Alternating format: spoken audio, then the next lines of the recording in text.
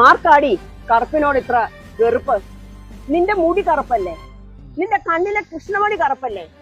എടി സത്യഭാമേ, നീ എന്താ വിചാരിച്ചത്?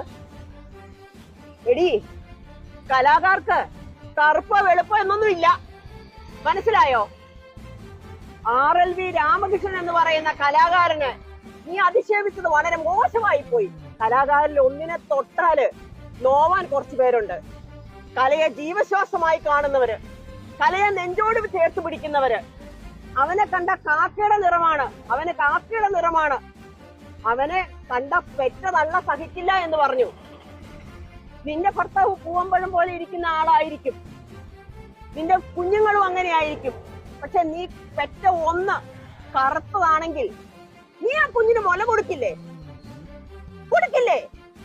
നീ ആ കുഞ്ഞിനെ സമൂഹ മധ്യത്തിൽ കൊണ്ടുപോകാതെ